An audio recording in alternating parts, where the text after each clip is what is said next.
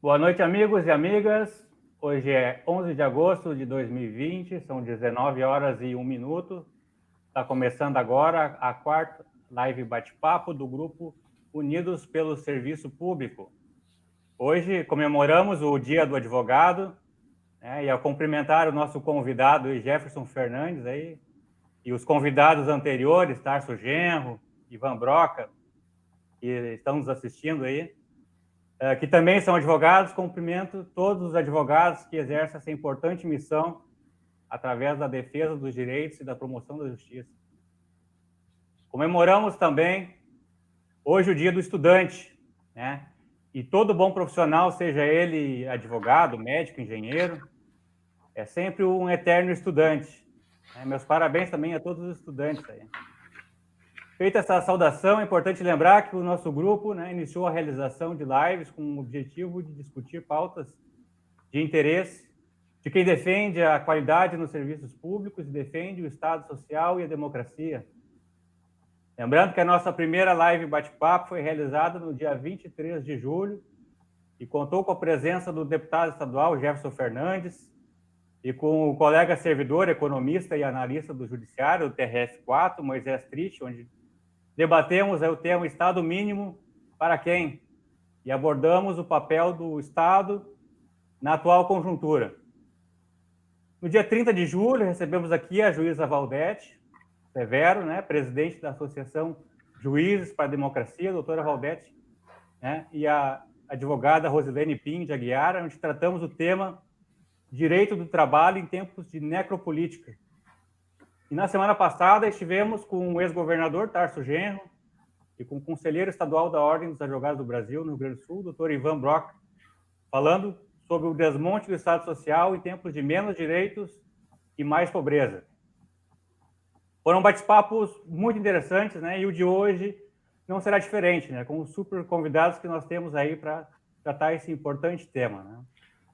Agradecemos a todos e todas que prestigiaram as nossas lives anteriores e deixaram seu like, seu comentário e compartilharam nossas transmissões. Aqueles que ainda não assistiram, convido que mais tarde assistam às lives, né? Elas estão disponíveis na área aviso e também na área de discussão do Grupo Unidos pelo Serviço Público, né? E também no perfil dos participantes. O tema hoje é dívida dos estados e privatização dos serviços essenciais. Essa live bate-papo está sendo feita para você. Queremos ouvi-los e interagir com todos e todas. Peço que deixe seus comentários aqui embaixo. No primeiro bloco da live, nossos convidados farão a sua apresentação do tema. E no segundo bloco, nós vamos abrir o espaço para perguntas, tá, e discussões. Tá? Peço que deixe seus likes aí, façam suas perguntas nos comentários e compartilhe essa transmissão aí para que possamos estar conversando com o maior número de pessoas.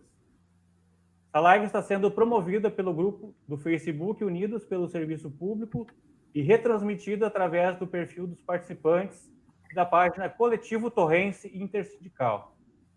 Eu sou Daniel Santana, sou servidor do Ministério Público do Estado do Rio Grande do Sul, trabalho na Promotoria de Justiça de Torres e sou administrador do grupo Unidos pelo Serviço Público, aqui no Facebook.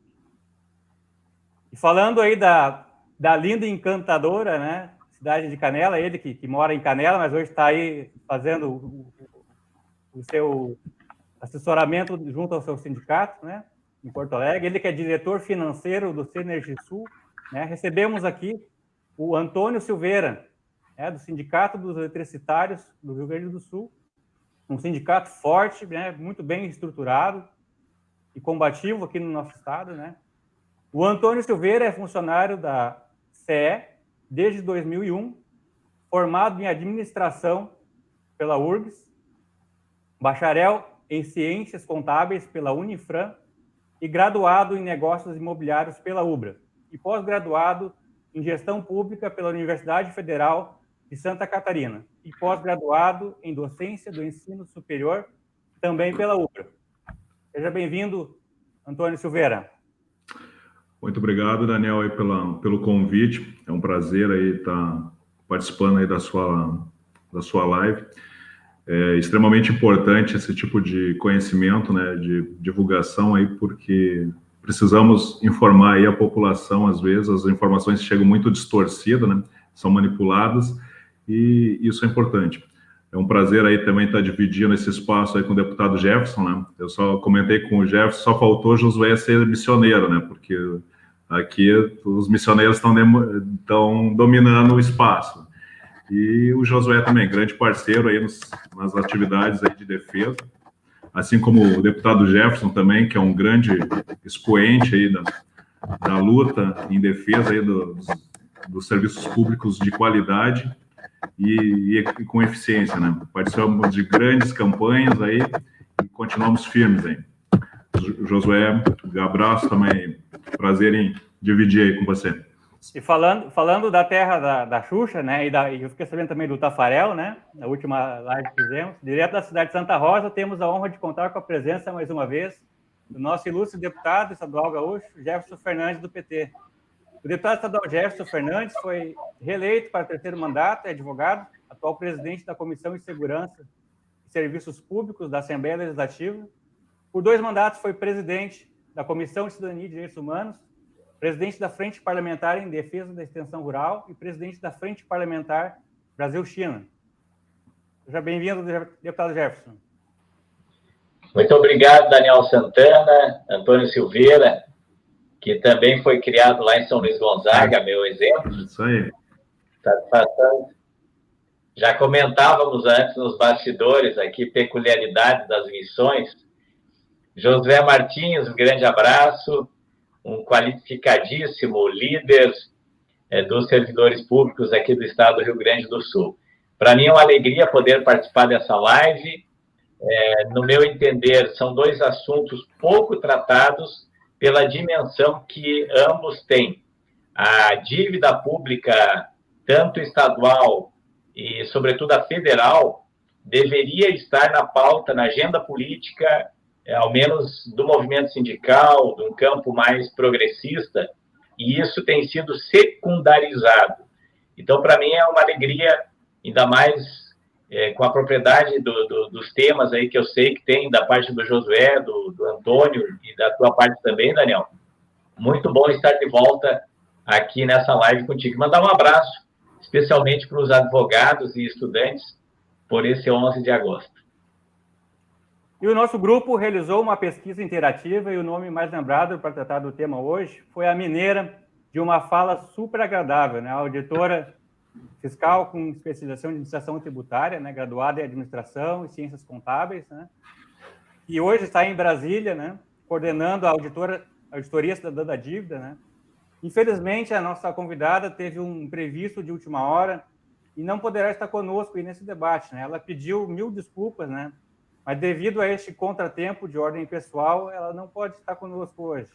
Mas se colocou à disposição para juntos, numa outra oportunidade, se fazer presente nesse espaço de discussão, né?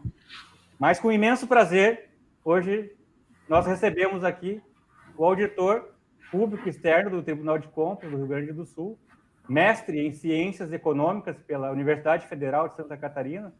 Portanto, temos aqui uma grande autoridade no assunto. Eu falo de Josué Martins, né? Josué Martins é membro, né, da coordenação do Núcleo Gaúcho da Auditoria Cidadã da Dívida, presidente do CEAP Sindicato, né, que é o Sindicato de Auditores Públicos Externos do Tribunal de Contas do Estado do Rio Grande do Sul. Sindicato que completa aí 35 anos de excelência em defesa da sua categoria. E nessa semana está promovendo uma série de encontros de formação e debate, né? Inclusive, o Josué acabou de vir de um deles agora aí, e está aí gentilmente aí colaborando conosco aí nessa live. Aí. Seja bem-vindo, Josué Martins. Obrigado, Daniel Santana, pelo convite.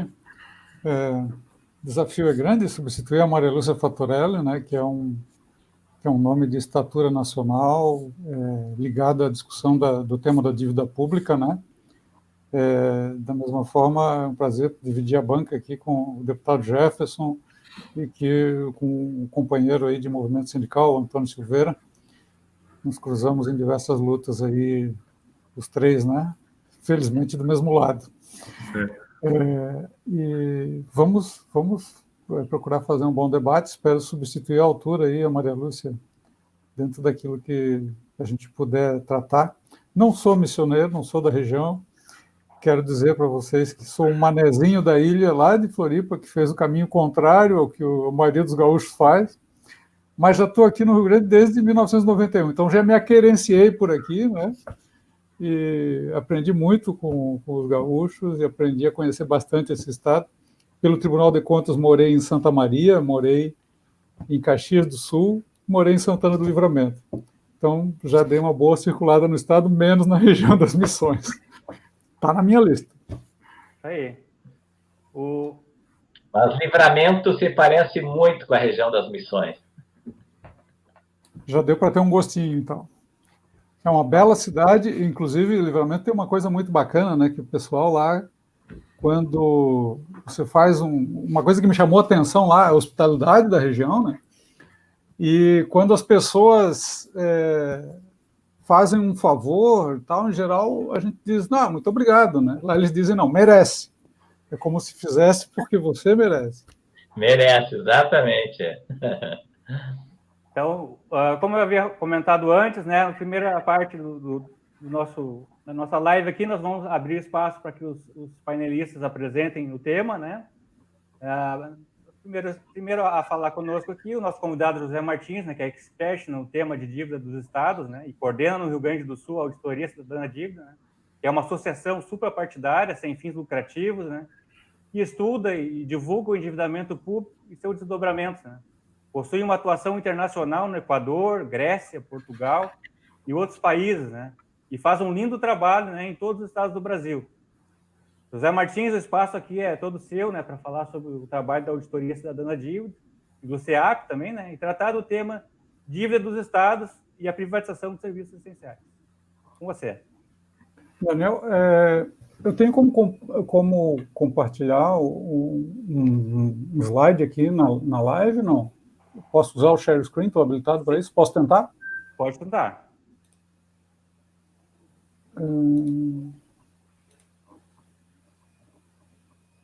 Deixa eu ver aqui.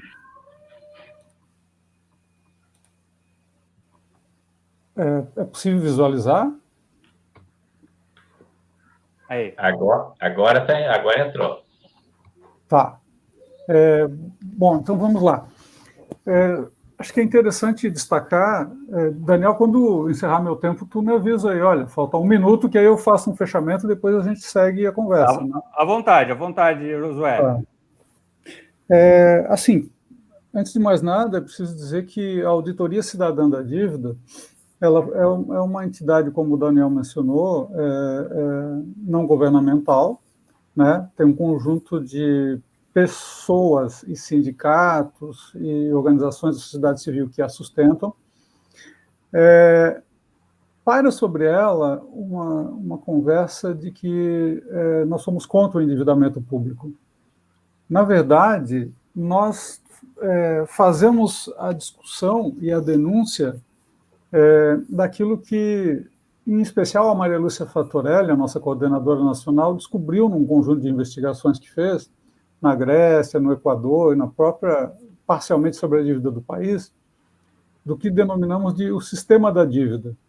E o que é o sistema da dívida? É a transformação do endividamento público naquilo que deveria ser uma alavanca para o desenvolvimento econômico e passa a ser utilizado exatamente como o seu contrário. Ou seja, a dívida tem sido usada como um mecanismo de controle do setor público, seja o nacional, seja o setor os entes estaduais, por parte de seus credores. Né? Então, o Estado, a partir do mecanismo da dívida pública, que era utilizado para captar recurso, para investir no desenvolvimento econômico, na verdade, essa captação de recursos tem se transformado numa forma estéril de esterilizar recursos a bem de muitos poucos na nação, em especial aqueles que vivem de rendas. Daí o chamado rentismo. O que isso tem a ver com a dívida do Estado? A relação é praticamente direta.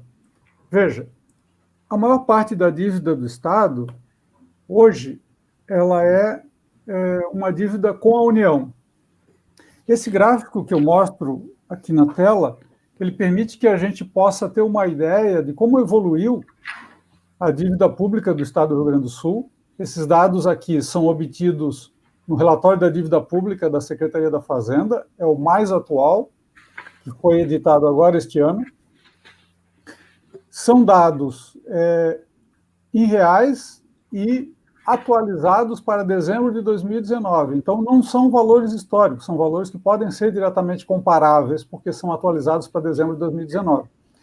Então, vejam que a nossa dívida de 1970 a 1994, ela subiu de 2,5 bilhões de reais para 30,9 bilhões de reais. Pouco mais de 1 bilhão ao ano. De 94 a 98, ela dá um salto tremendo de quase 38 bilhões em 4 anos. Ou seja, ela cresceu em torno de 28 bilhões em 24 anos e ela cresce 38 bilhões em apenas 4 anos, de 94 a 98. 98 é o ano em que é firmado o primeiro contrato da dívida do Estado com a União, aquele famoso contrato do governo Brito, que se dizia que ia resolver o problema da dívida do Estado, famosa matéria da Zero Hora, com o então ministro da Fazenda, Pedro Malan, né, e o governador da época, com essa manchete: resolvido o problema da dívida no Estado. Bom, resolvido o problema da dívida no Estado, se esperaria que essa curva descesse aqui a níveis razoáveis, civilizatórios. Na verdade, o contrato firmado lá em 98, ele meio que estabilizou o patamar da dívida, né? E com viés de alta agora nos últimos anos, porque desde 2017 a gente não vem pagando a dívida por liminares obtidas no STF, né? O que está por trás disso aqui? É importante esse gráfico, porque quem olha para ele, os economistas tradicionais olham para isso aqui e dizem o seguinte: bom, nesse período de 94 a 98, os gaúchos foram perdulários, né? Gastaram mais do que arrecadaram, portanto foram no mercado e se endividaram brutalmente. Quero dizer que isso não é verdade, né? Estudos da Secretaria da Fazenda, Darcy Carvalho dos Santos, que é um dos economistas da Secretaria da Fazenda aposentados e que estuda muito esse assunto, que tem posições diferentes das minhas, mas nisso ele diz: olha, não entrou 1 centavo de dinheiro novo nos cofres do Estado no período. Portanto, essa ideia do senso comum de que o Estado teria se endividado brutalmente no período por conta de excesso de gastos, né, não é verdade. O que aconteceu aqui? Nesse período, as taxas de juros adotadas pelo Plano Real para estabilizar a economia do país, 94 é o ano do Plano Real, elas foram extremamente elevadas, a ponto de, entre 94 e 98, elas chegarem à estratosférica marca de 122% real no período. É basicamente o que cresce a dívida do Estado. Então, vejam, por uma definição de política monetária da União, a nossa dívida foi elevada à estratosfera. E quando chega em 1998, em que a gente está num patamar de estrangulamento brutal, a União oferece, e esse fenômeno não aconteceu só com o Rio Grande do Sul, né? Aconteceu com todos os estados da federação. Ele é mais pronunciado nos principais estados, ou seja, Rio Grande do Sul, São Paulo, Rio de Janeiro e Minas Gerais são os que têm a situação financeira mais agravada por essa política, a ponto de o antigo procurador-geral do Estado de Minas Gerais dizer que o Plano Real, né, se fez contra os estados, ou seja, porque ele é financiado pelos estados também, nessa onda, né? E eleva brutalmente a nossa dívida. Aí a União vem e oferece um contrato para renegociar a dívida. Essa dívida, nesse período, é basicamente uma dívida com o mercado. Na época, o Estado podia emitir títulos de dívida, hoje não pode mais. Só que, ao mesmo tempo em que ela oferece esse contrato para, nos termos da manchete na época, né, resolver o problema da dívida, ela sujeita o Estado a um conjunto de condicionantes. Exatamente o que fez o FMI com o Brasil com a crise da dívida da década de 80. Os condicionantes colocados pela União no período são basicamente 6, mas o primeiro deles são as privatizações, né? E as pessoas devem estar lembradas que o então governo Brito privatizou a CRT, né? Privatizou parte da CE, né? Ia privatizar o Banrisul, e por aí seguiria o baile, né?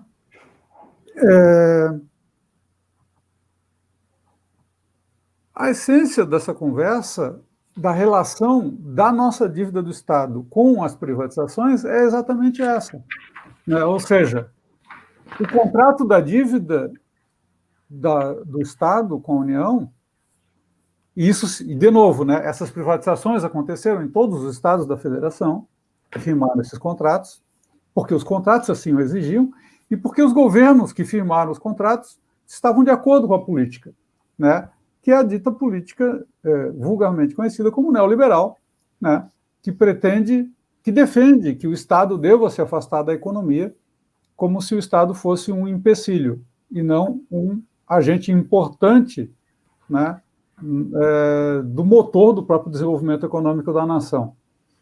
E veja que a política é tão contrária ao funcionamento do Estado e ao próprio papel do Estado na economia, que um dos quesitos lá desse contrato de 98 é que o Estado não podia investir além de um determinado nível de investimento, de um patamar de investimento, exatamente para tirá-lo da economia. A contradição disso é que sem o investimento público, o setor privado tem muita dificuldade em investir. Porque o investimento público acontece exatamente onde o setor privado não investe porque não consegue suportar o risco da operação. E onde o cálculo não é possível. Agora, quando o investimento público chega num nível de maturidade tal que o risco já pode ser assumido pelo setor privado, ele quer meter a mão. Como é o que se passa agora com o que sobrou da CE, né? E é o que se passa, por exemplo, com aquilo que o regime de recuperação fiscal representa para o Estado, né? Cujo primeiro item do condicionante do regime de recuperação fiscal é privatizar aquilo que lá em 98 não foi privatizado, né? Então, é o que sobrou da CE, é a Sulgás, é a CRM, é o Banrisul e é a Corsan, né? Porque está ali no regime de recuperação fiscal, que é a continuidade desse contrato que foi feito em 98, né? As pessoas me perguntam como é que eu resumiria esse contrato, esse regime de recuperação. Eu diria, ele é mais do mesmo piorado, né? Por quê? Porque ele é aquele contrato de 98 com mais controles ainda sobre a política econômica do Estado. Então, quando esse controle se exacerba, você diminui os graus de fazer política no Estado, política econômica mesmo, e de desenvolvimento do Estado, né? Para que se tenha uma ideia do que isso significa, né, eu tenho dito, olha, se você for examinar esse contrato nas suas entranhas, ele é extremamente injusto com o Estado, não só porque ele consolidou lá em 98 uma dívida que nós não demos causa, que ela decorre no grau em que cresce da política econômica da União, né, para fazer a estabilização monetária, ao mesmo tempo, ele restringe a capacidade do Estado de investir, por uma condicionante, e por nos manter com um patamar de endividamento muito elevado, transferindo renda para a União, e depois eu vou mostrar aqui o quanto a União ganha com esse contrato, né? E ele é estabelecido em bases extremamente injustas, porque, supondo que realmente a gente tivesse dado causa àquele nível de endividamento, o que não ocorreu, era razoável que a União lucrasse nessa relação entre os entes federados? Não tem dito na Doutora Cidadã que não, que o razoável é que isso fosse norteado pelos parâmetros constitucionais das relações entre os entes federados, que é parceria, solidariedade, né? Enfim, ajuda mútua, né? Porque, afinal de contas, quando a União prejudica o Estado do Rio Grande do Sul com uma política, ela prejudica um cidadão brasileiro que mora no Rio Grande do Sul. Então, ela não pode se nortear por relações do mercado financeiro nessa questão. Tem que ser relações de parceria mesmo.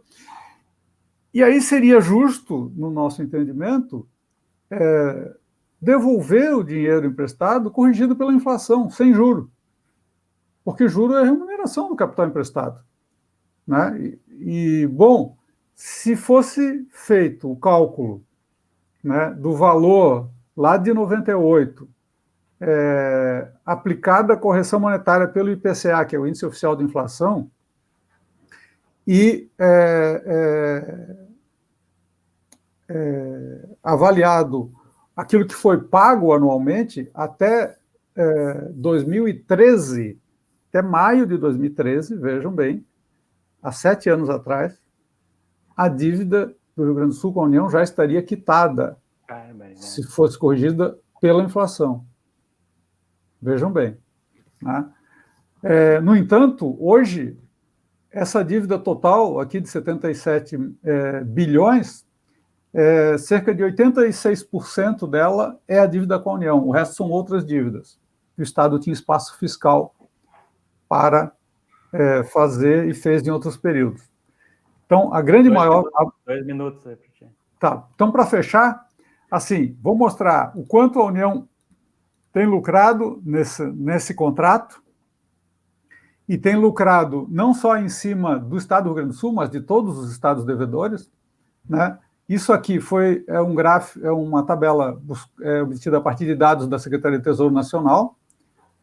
A União declara para o Tribunal de Contas da União que gastou, em 2005, 257 milhões de reais e 800 mil com a dívida que assumiu dos estados, e recebeu dos estados 10,8 bilhões. Vejam, são milhões contra bilhões.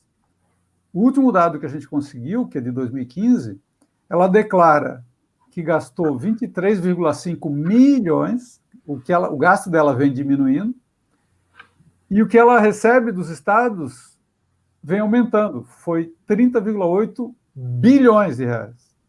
Um ganho de 130.000%. Não é 130%, é 130.000% na relação. É uma relação, né, como diz ali o título, né, em que prepondera a lógica financista sobre a ideia de equidade, de solidariedade entre os entes da federação, né? E, para fechar essa primeira intervenção, vejam, se a tese que nós defendemos de que a dívida está paga desde maio de 2013, e esses cálculos foram realizados pelo Tribunal de Contas do Estado aqui, então, portanto, são dados oficiais, se ela estiver correta, é importante dizer que, deixa eu ver aqui,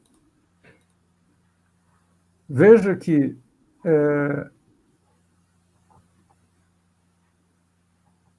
onde é que está essa informação? Eu quero mostrar para vocês o quanto, aqui, o último dado que eu tenho é de 2018, né? Então, esse dado já aumentou um pouco, mas a dívida dos estados de São Paulo, Minas, Rio de Janeiro e Rio Grande do Sul com a União é de 621 bilhões de reais. Nós não pagamos isso anualmente. Essa é a dívida, é o montante da dívida, não é o fluxo anual de recursos pagos. Essa tese para o Rio Grande valeria para esses estados também.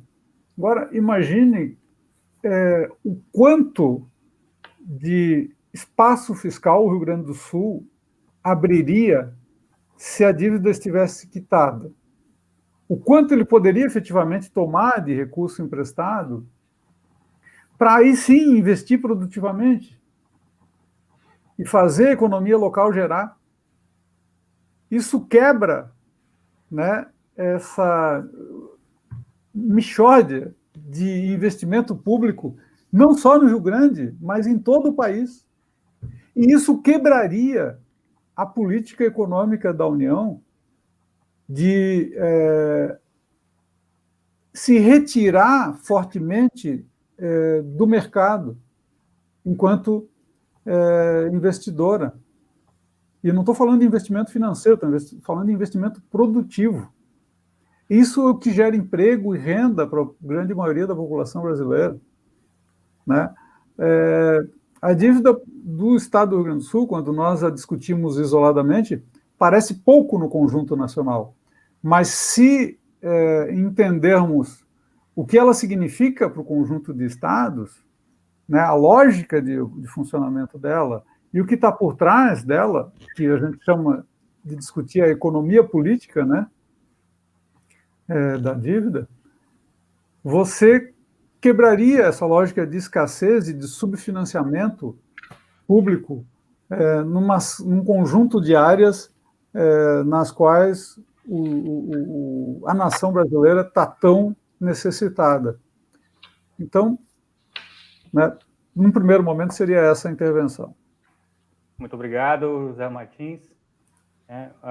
Aqui no estado, nós tivemos o governador Sartori, né, e o atual governador Eduardo Leite, né, fazendo a política do quanto pior, melhor, né? Isso aí que a gente tem essa leitura bem clara, né? Tudo para precarizar os serviços públicos e, de certa forma, agradar a política econômica neoliberal, né, que financia a campanha desses partidos.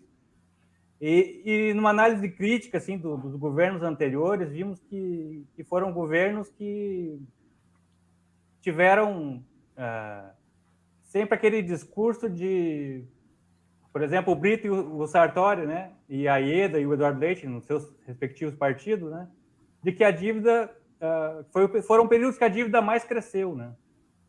Só no governo Brito, né, houve um aumento de 6% para 13% do comprometimento da dívida, né? Aquilo que o José falou na sua tela antes, né? E esse comprometimento da dívida, né, que vem sendo rolado, né?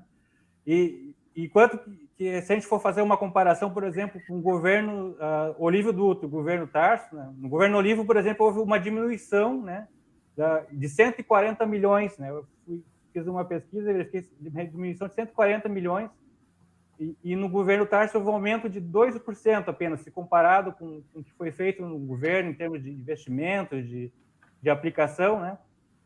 Foi um aumento razoável, né? Nesse sentido, deputado Jefferson, tá?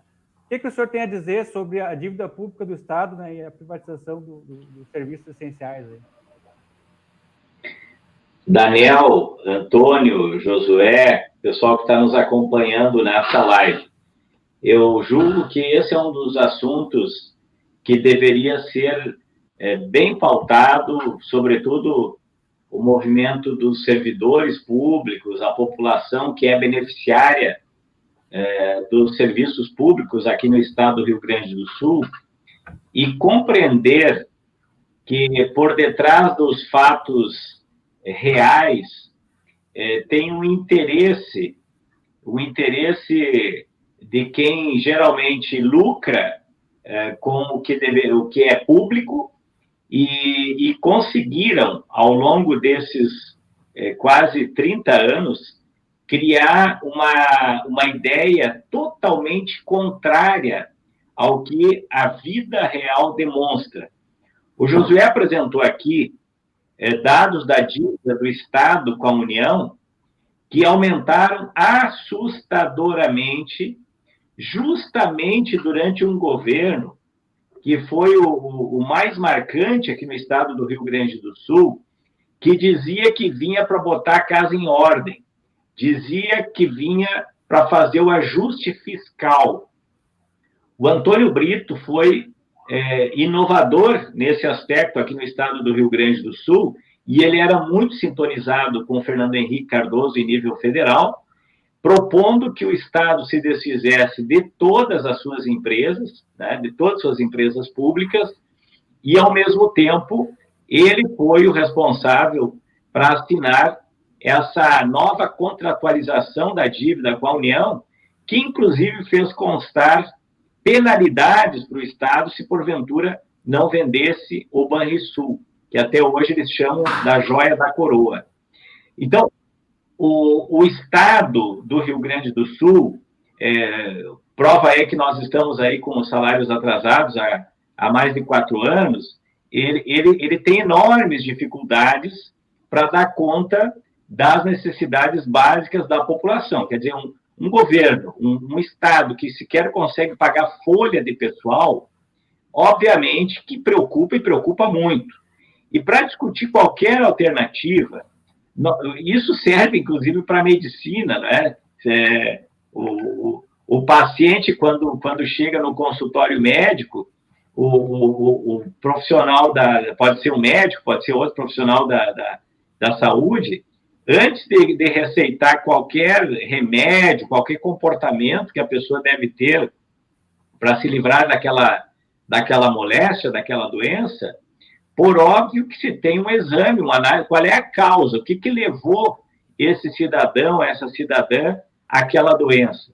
E nós, no Rio Grande do Sul, infelizmente, por conta dessa onda que tem um apoio da grande mídia, porque ela é patrocinada pelo grande capital, raras vezes, Daniel, se faz esse debate mais de fundo. Quais são verdadeiramente os principais esteios do que daria para chamar de endividamento aqui do nosso Estado?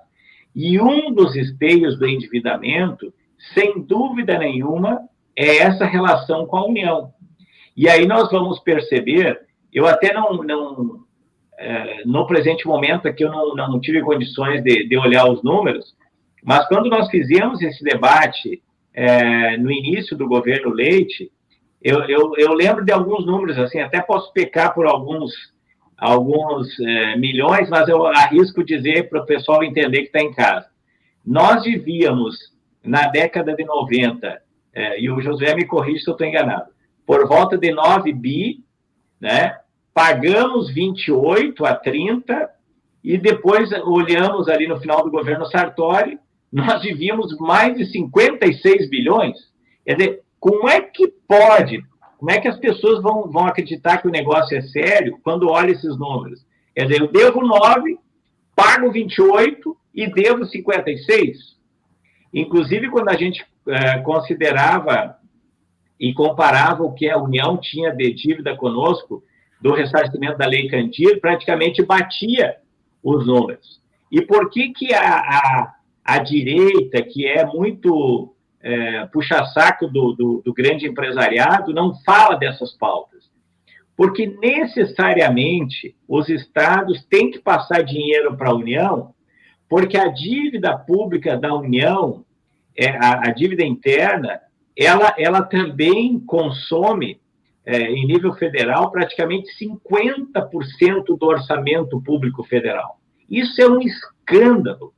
E maior escândalo ainda, e a Fatorelli é muito, vamos dizer assim, grandiosa quando aponta esse estudo, o Josué, eu já ouvi dele também, que os credores de 50% do orçamento público federal são, no máximo, 12, 13 banqueiros que acabam ganhando muito com o endividamento público.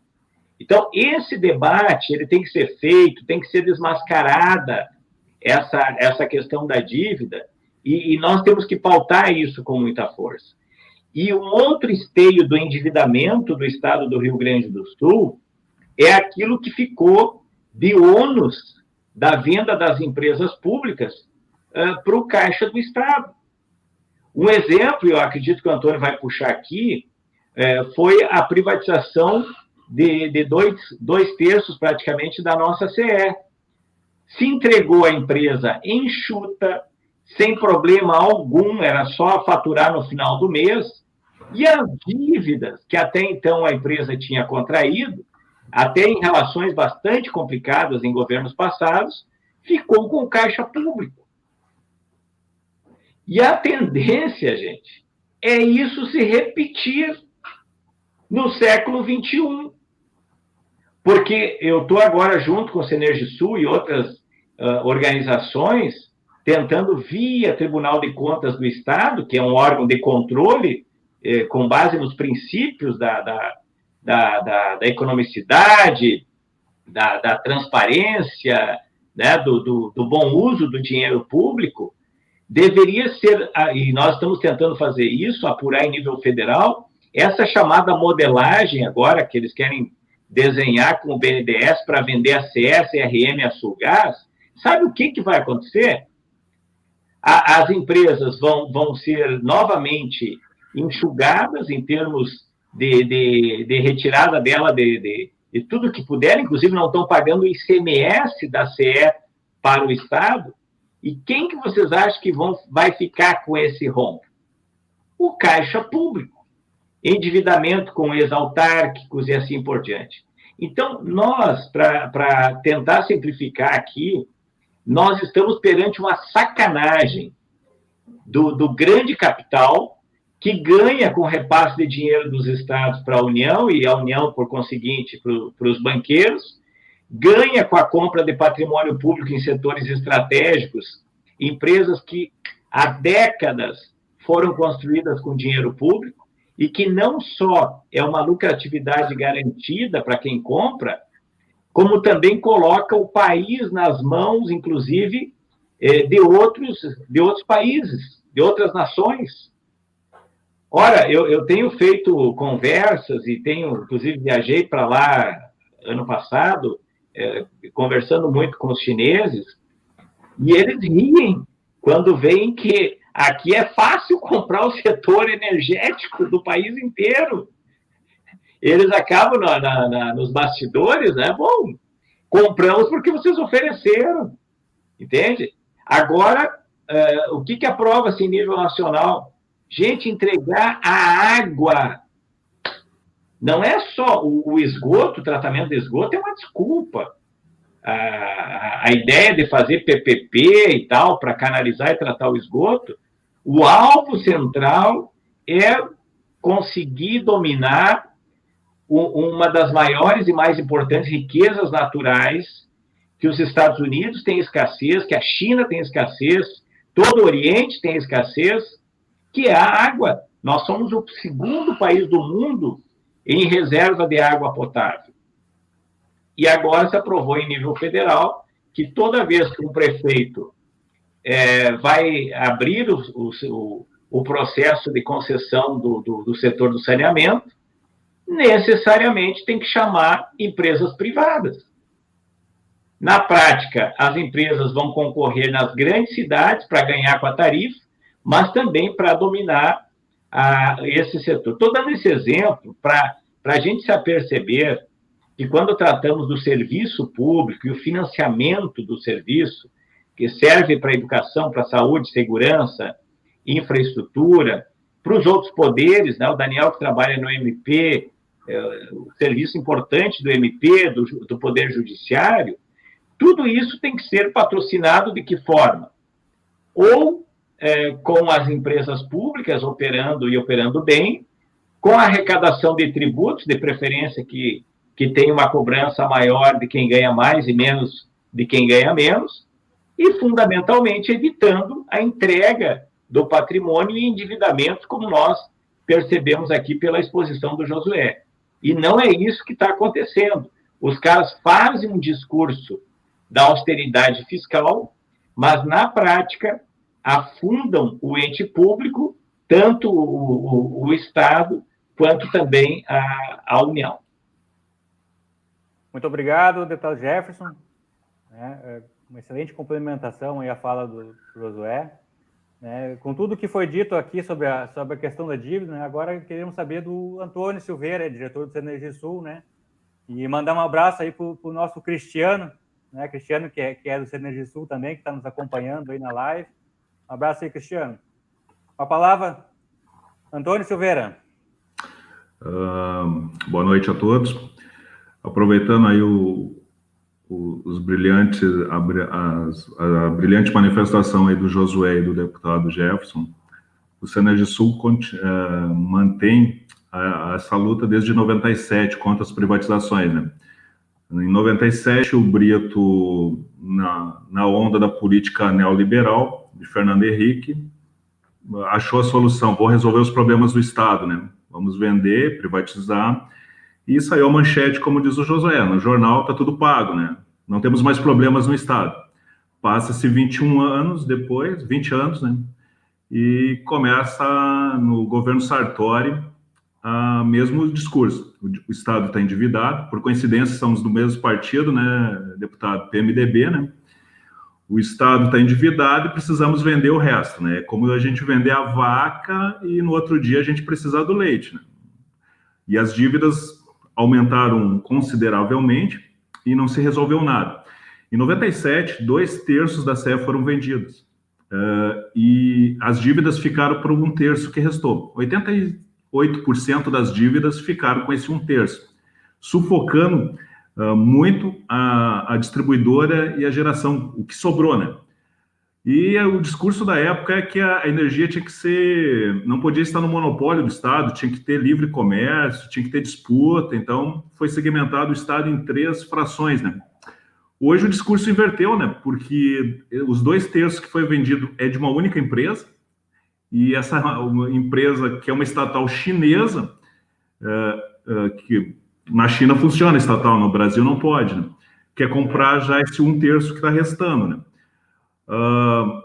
Na época, 1/3 era de uma empresa americana. Essa empresa americana não investiu nada durante todo o período que ela ficou no Estado, deixou precarizada a energia elétrica naquele momento, tanto que ela saiu e entregou de porteira fechada para essa estatal chinesa porque não teve investimentos, né?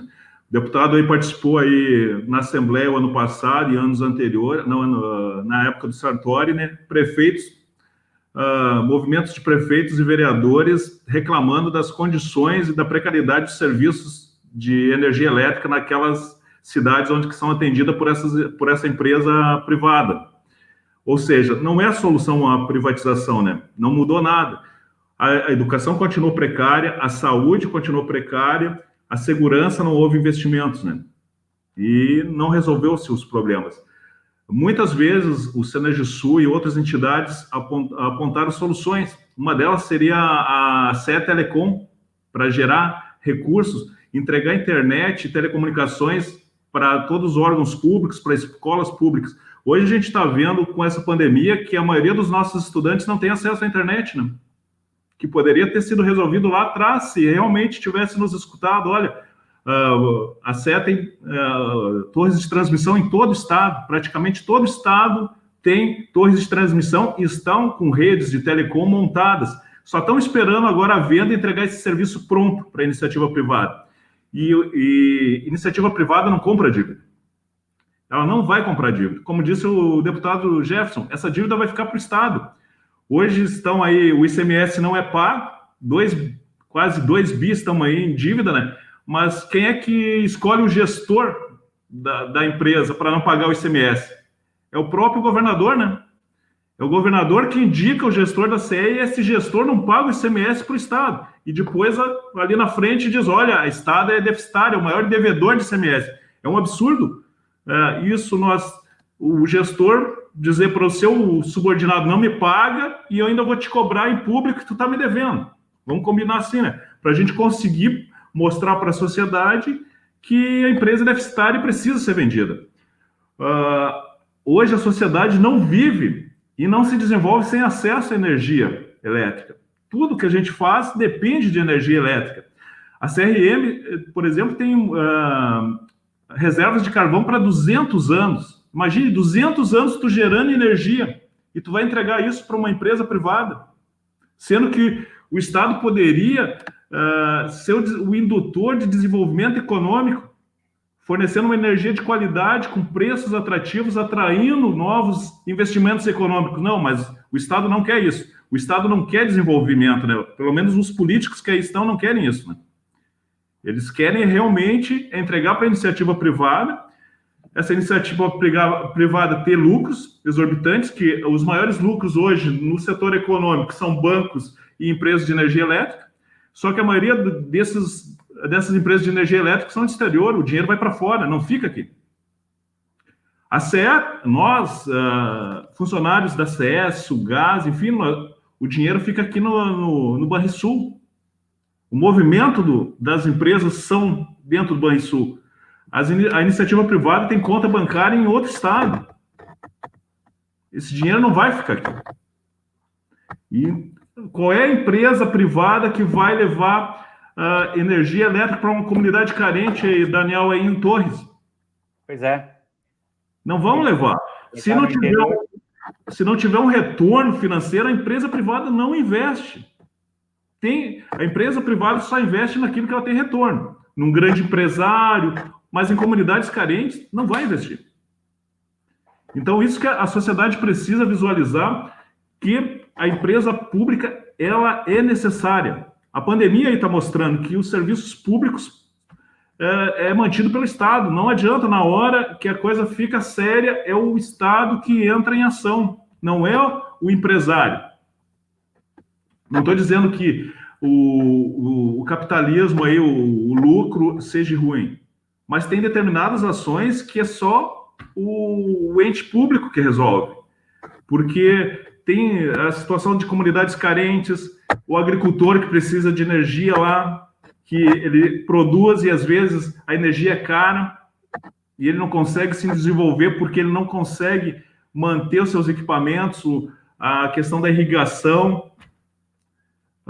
Temos aí a questão aí do carvão mineral, que é uma fonte alternativa, porque a gente vem vivenciando momentos de seca, né? E isso debilita muito a questão energética. Então, como a gente o Estado tem essa questão aí do carvão, seria uma alternativa para o desenvolvimento, sem depender somente de água. Fornecer tarifas melhores para a população mais pobre. Isso é possível, né? A empresa pública tem essa atividade social. Não é simplesmente gerar lucro. Ela tem que ser sustentável, sim, mas ela também tem que proporcionar desenvolvimento social para aquelas comunidades onde ela está inserida. Imagine todo o setor energético está dependendo de uma empresa, de uma estatal chinesa. E se ocorrer um problema político, como atualmente a gente vivencia Estados Unidos e a China, Bolsonaro não é diferente do Trump. E num momento qualquer, vem uma ordem da China, desliga o disjuntor e deixa o Rio Grande do Sul no escuro. Então, a gente tem que ter essa visão estratégica, temos que incentivar, temos que dar prioridade para o bem público, que a iniciativa privada não é tudo isso, ela tem problemas, ela não atende também com a qualidade devida. Então, a gente percebe isso muito quando dá questão aí de temporais, aí a gente vê os problemas. Vimos aí agricultores que ficaram 30 dias sem energia, e iniciativa privada, ou seja, não resolve o problema também sem iniciativa privada, porque a iniciativa privada, ela visa lucro. Ela não vai atender aquele agricultor lá que a conta dele, a tarifária é pouca, ele vai dar prioridade para um grande empresário. Então, era isso aí, ficou aberto aí a mais questionamentos aí, né? Muito obrigado, Antônio. Cumprimento aí o pessoal que está nos assistindo aí. Muito obrigado pela assistência, né? Eu cumprimento a Edelvira Lima, que está nos assistindo aí, o Jodar Pedroso Prates, aí, presidente do SIMP, o pessoal aí da Normélia Marcon, Cristiano Souza, que também é do Senergisul aqui da cidade de Torres, um companheiro que está sempre na luta aí pela defesa dos serviços públicos aí. Mandam cumprimentos aí para o deputado Jefferson Fernandes, mandaram cumprimentos para o Josué aqui. Ricardo Bezarro fala aí pirotecnia para ferrar os cofres públicos e engordar as elites, né? Aquilo que o deputado Jefferson comentou ali. Tem uma pergunta aqui do Jodar Pedroso Prates. Estão privatizando para as empresas estatais de outros países. Onde está a coerência do discurso da eficiência da iniciativa privada? Quem é que se habilita para responder essa pergunta?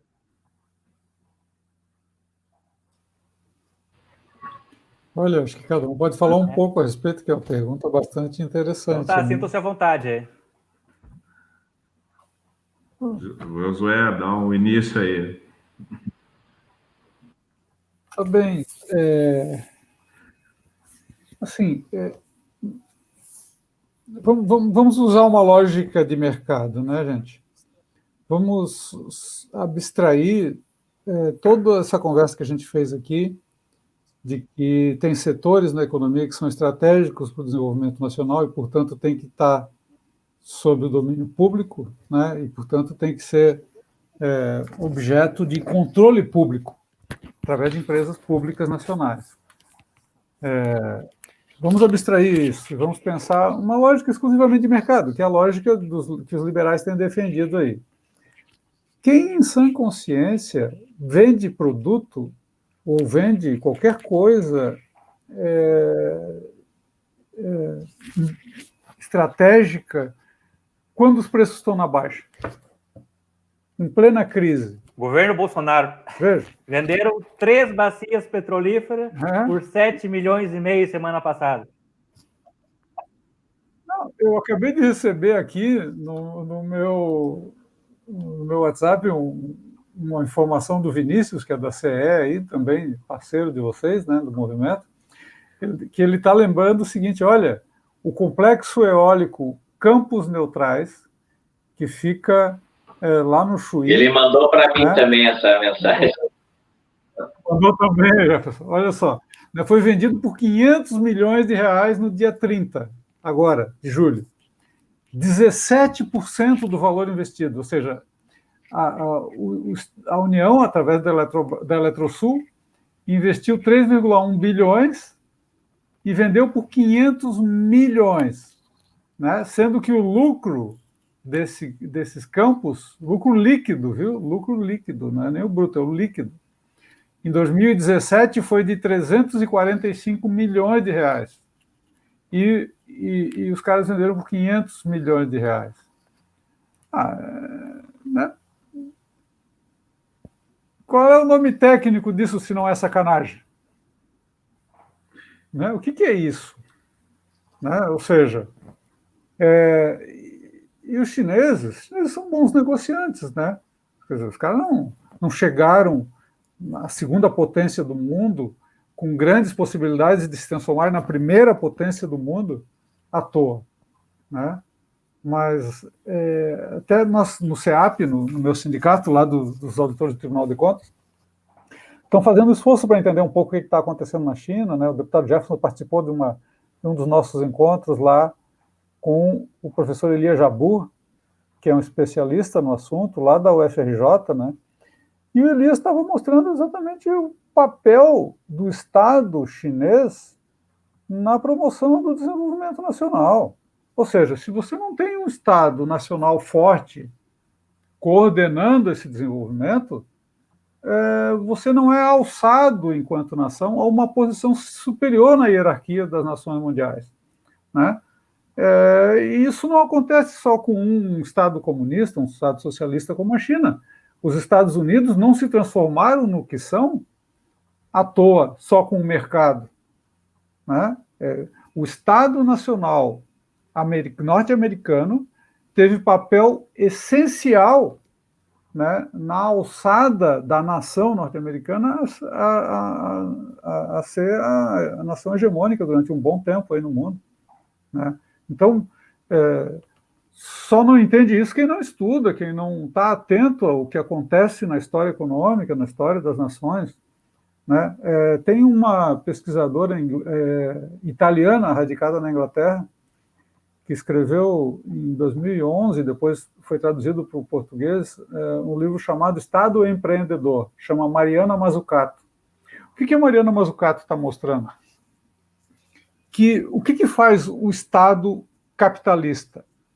Ele atua exatamente nos setores econômicos em que há incerteza. Não é nem risco, porque o risco é calculado. Então, as empresas, o setor privado até atua onde há risco, mas não atua onde há incerteza, onde ele não sabe onde não há cálculo que permita entender que rentabilidade aqueles setores vai dar.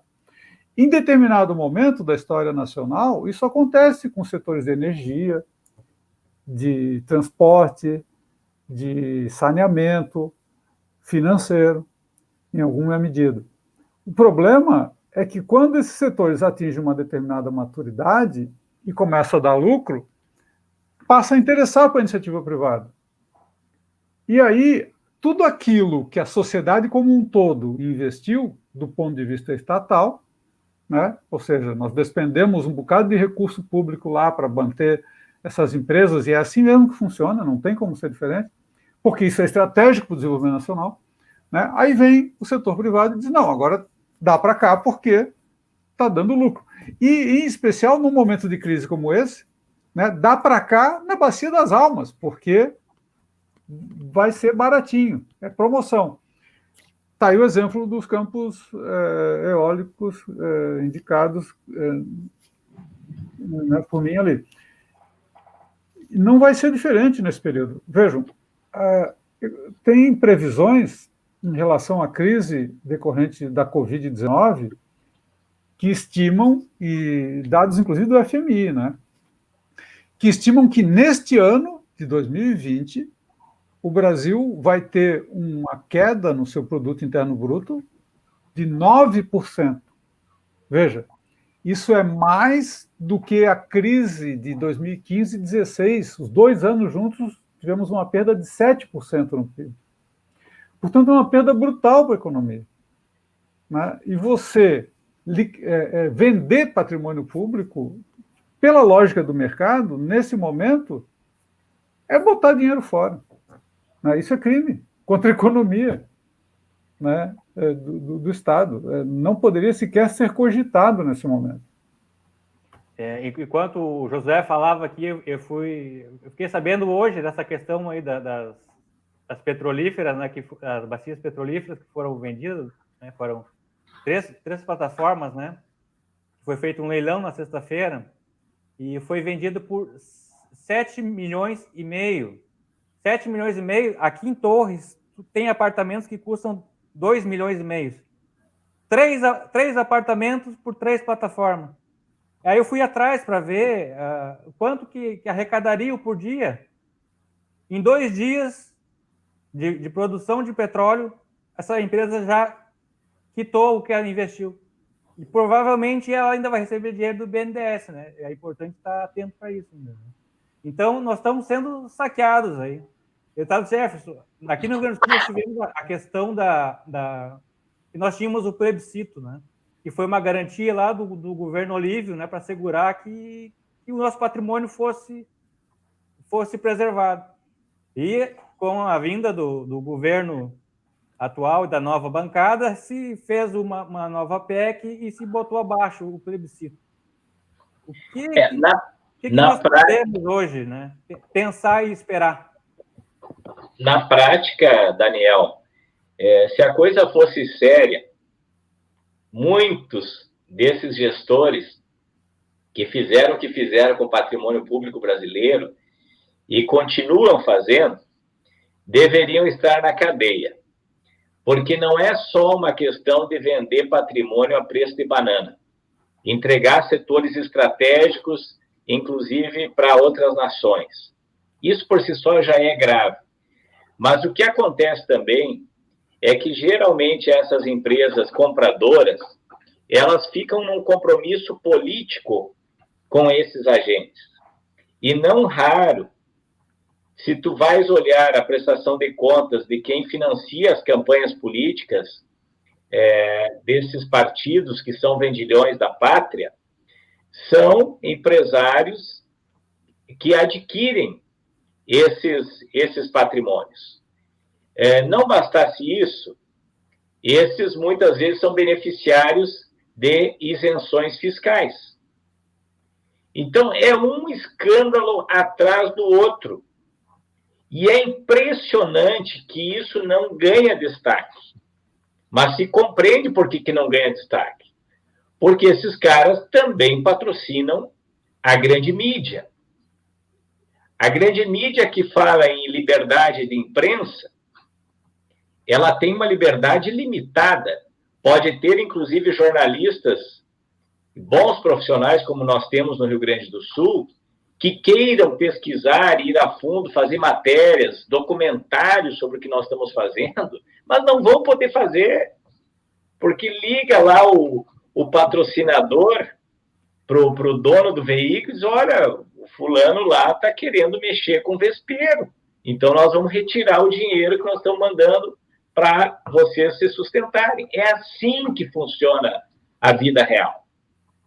Inclusive, o governador Eduardo Leite não só se vale desse tipo de relações que o setor privado tem, mas ele utiliza, por exemplo, o nosso Banrisul, que é um banco público, para patrocinar grandes veículos que corroboram, a partir de então, a sua tese de que o Estado está no rumo certo e que deve vender patrimônio. Agora vem com um papo furado de que tem uma reforma tributária que vai cobrar mais dos ricos e menos dos pobres. É mentira.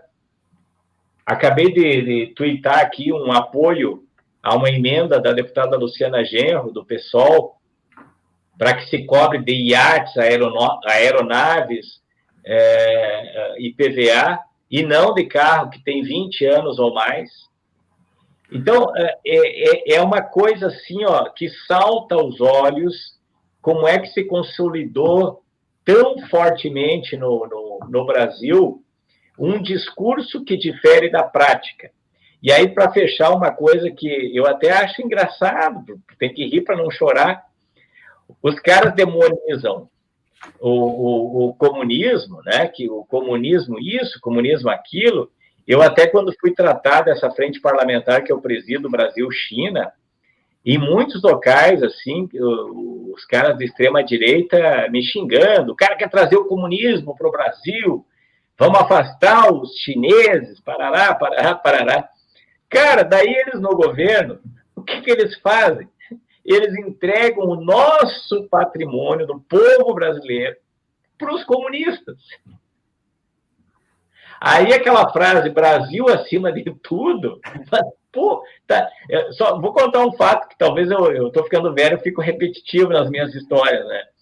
Mas eu fui visitado no final do ano passado por um representante da embaixada norte-americana, porque um colega meu também criou uma frente parlamentar para estreitar relações com os Estados Unidos, o que é legítimo, tá? O deputado Tenente Coronel Zucco.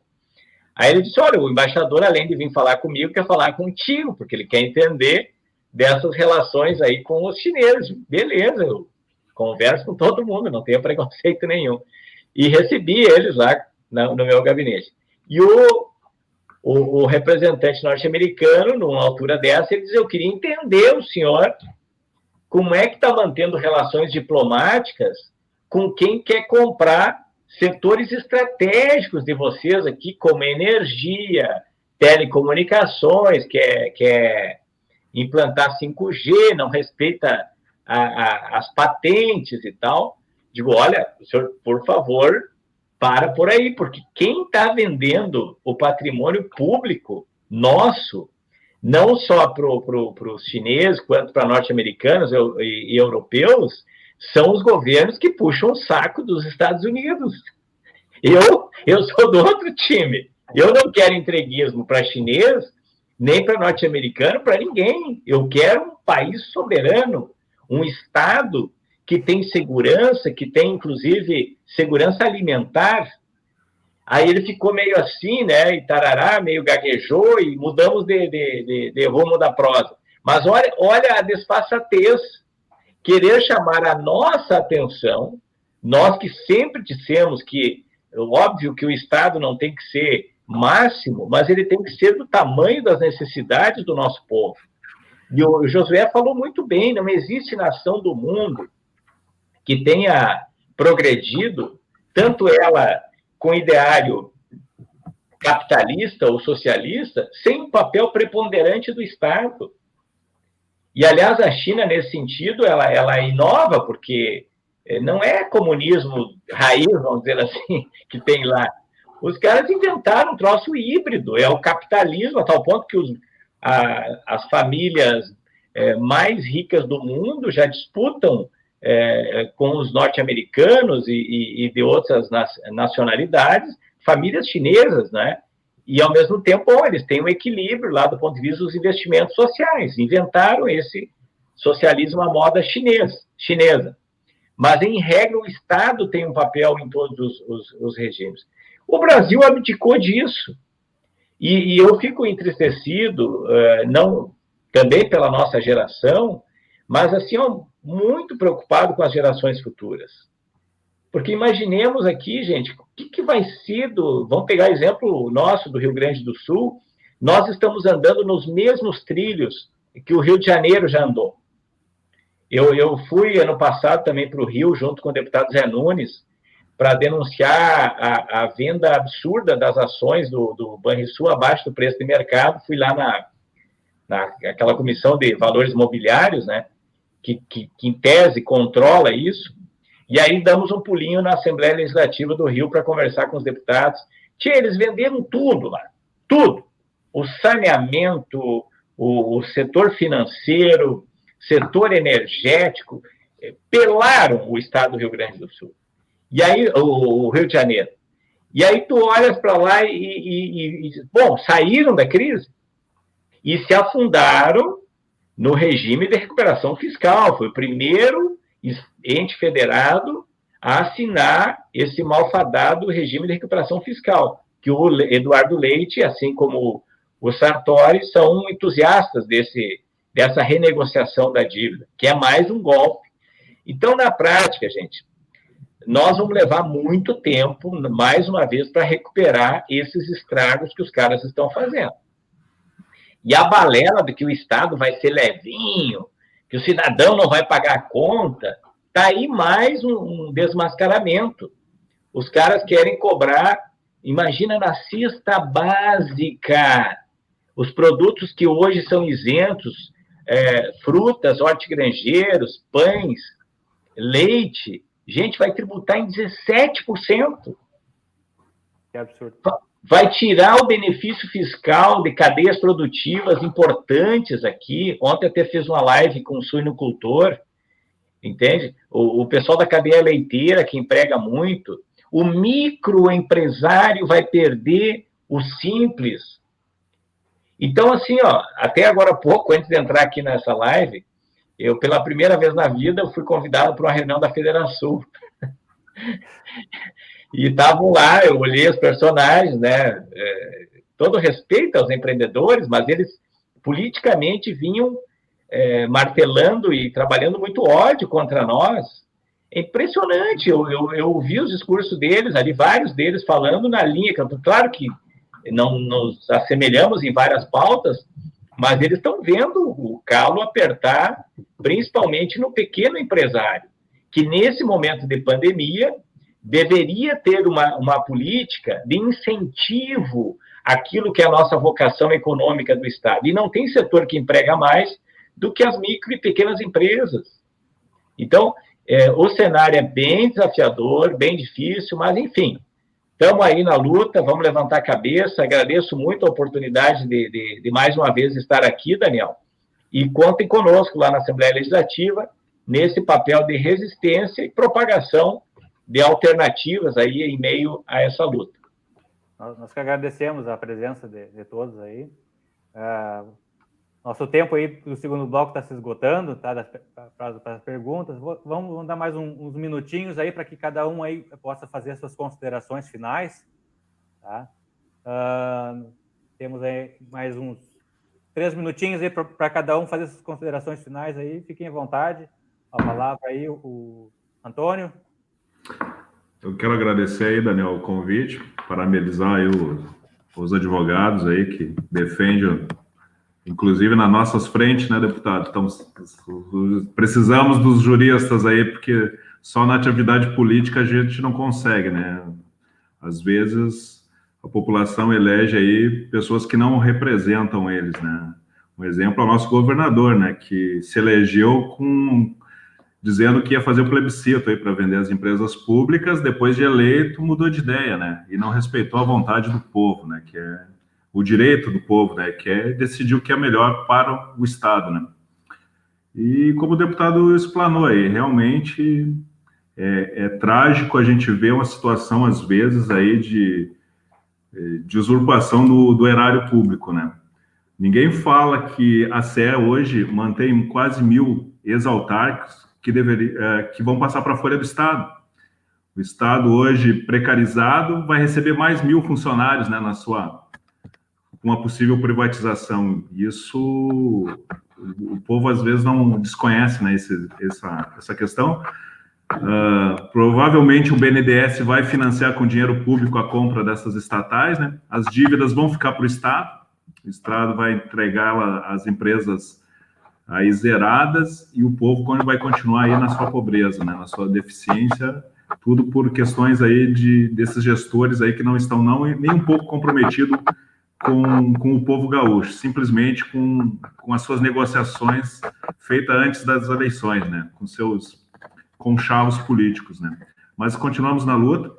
O Cenergisul, com quase seus 80 anos de história, não vai se afrouxar, vai continuar aí com o apoio aí dos deputados do PT, de outros partidos aí, Josué e todos os sindicatos aí unidos aí contra esse desmonte que estão querendo provocar no Estado aí.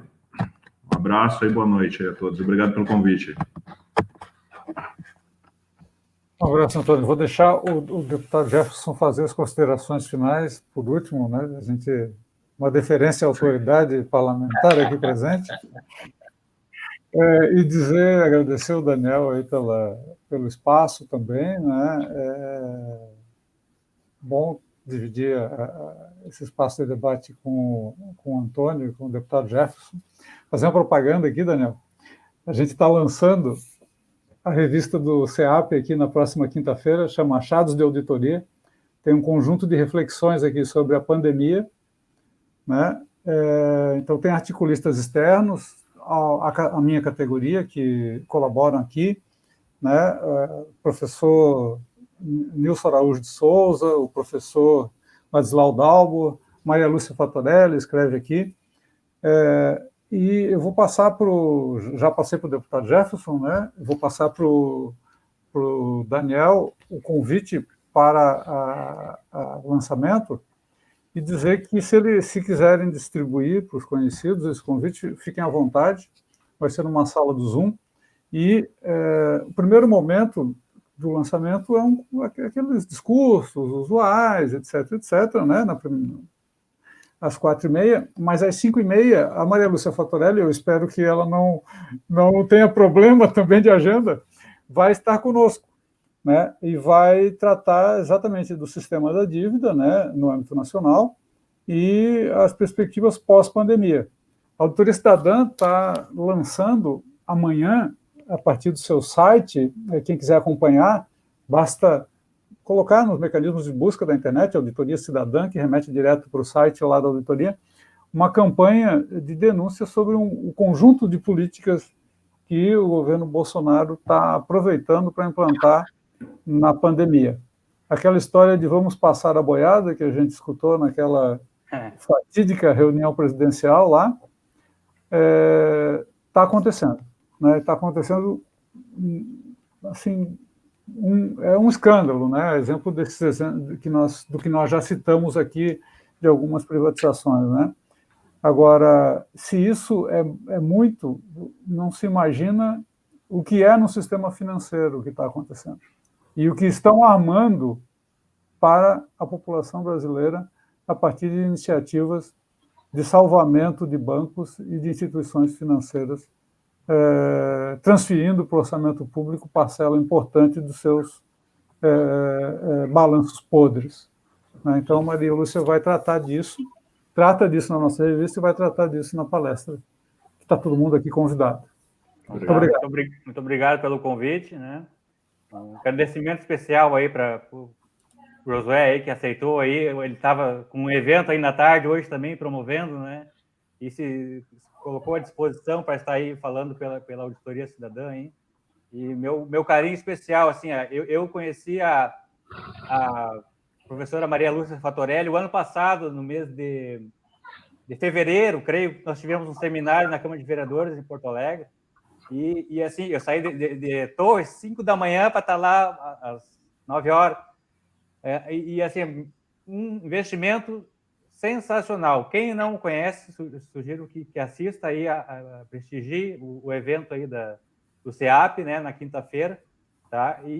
E acompanhe aí a palestra da professora Maria Lúcia Fatorelli. Deputado Jefferson. Também quero me agendar para essa atividade, sou admirador da Maria Lúcia Fatorelli.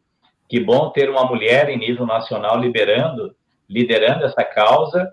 Ela é muito qualificada também. Quando assisti, Daniel, palestras dela, fiquei muito encantado e continuo a seguindo, inclusive, aí nas redes sociais.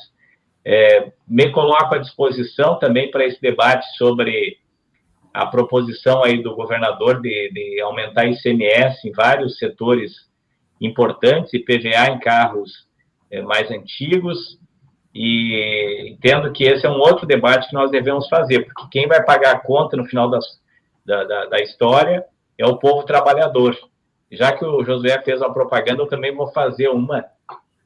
O Bom Gás, que é deputado federal, elaborou essa cartilha sobre impostos e traz aqui vários elementos bem importantes, demonstrando que a carga tributária no Brasil, ela, embora seja complexa na forma de cobrar e tal, mas o percentual total, que chega por volta de 36%, não é o maior percentual do mundo. Agora, quando se trata das famílias de baixa renda, que pagam no consumo e também na folha de pagamento, quem tem vínculo empregatício, aí sim o percentual é estratosférico. Quanto mais rico, menor o teu percentual comprometido com tributos. Então, esse é um outro debate que eu entendo assim como muito importante para a gente não só contestar o que está posto aí, denunciar, mas também propor alternativas, como é o caso aqui da revisão da dívida, esse movimento da dívida cidadã. Grande abraço para o Antônio, para o Daniel, para o Josué e todo o pessoal que nos acompanhou. Está chovendo aqui em Santa Rosa, tá? E está baixando a temperatura. Então está bem frio também. Só antes de encerrarmos aqui, vou colocar uma tela aqui que eu achei muito engraçado, do Manuel Valente. Excelente o debate, mas está prejudicado pelo péssimo serviço da NET. Está impossível de assistir. Então, olha aí o que acontece com as empresas privatizadas, né? Se fosse empresa pública, já ia vir um gaiato aqui dizendo que tinha que privatizar, né? Então tá. Essa foi a nossa quarta live bate-papo. Os convidados têm esse espaço aberto aqui para vir tratar este e outros temas aí, né, que dizem respeito à defesa dos direitos fundamentais sociais e dos serviços públicos, né? Valoriza o serviço público é para todos. E assim nos despedimos aí. Desejo um bom resto de semana. Quem puder, fique em casa, se cuide do próximo. Se tiver que sair, use máscara. Ela não protege só você, ela protege a todos, tá? Um forte abraço virtual a todos. Paz e bem. Grande abraço. Abraço. Até uma Valeu. próxima.